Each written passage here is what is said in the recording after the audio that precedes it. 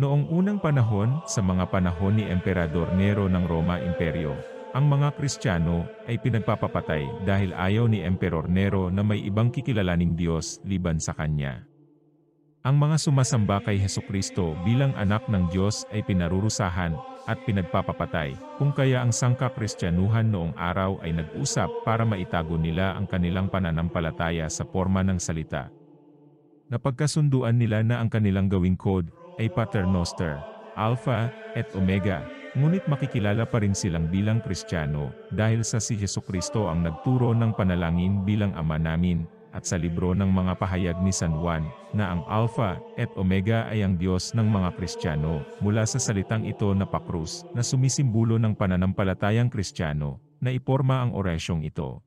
Sa makatuwid, ang orasyong ito ay binabanggit ng isang Kristiyano noong araw upang makilala ng kapwa Kristiyano, na hindi mapapansin ng mga Romano. Ang salitang ito ay nagkabisa ng sobra dahil sa simbolismo sa likod ng orasyong ito.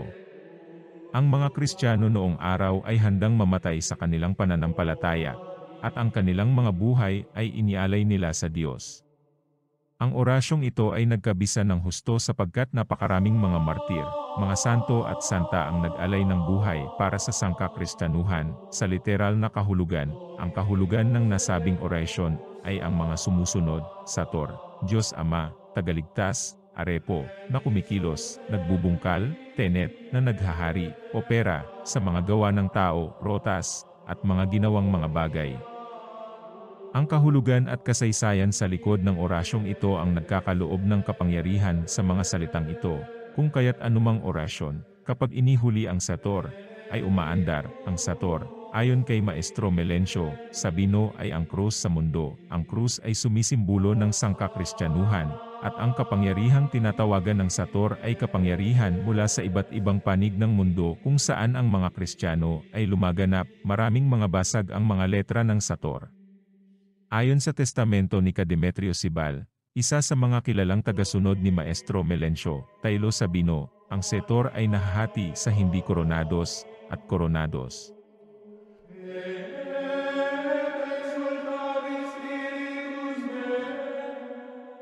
25 kapangyarihan ng Sator: Sator, Arepo, Tenet, Opera, Rotas. Ang mga orasyon na nabanggit ay nagtataglay ng iba't ibang kapangyarihan.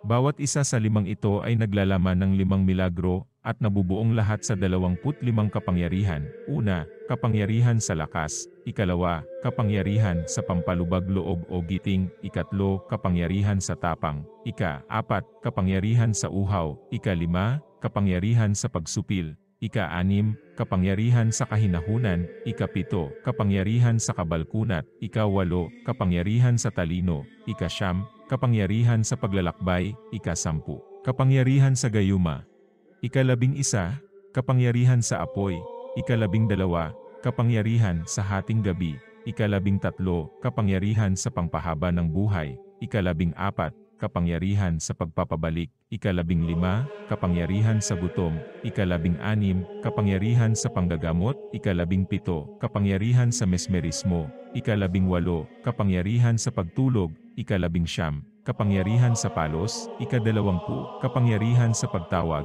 ika-21, kapangyarihan sa tagabulag; ika-22, kapangyarihan sa pamarusa sa kapwa; ika-23, kapangyarihan sa grupo; ika-24, kapangyarihan sa panglunas; ika-25, kapangyarihan sa mata.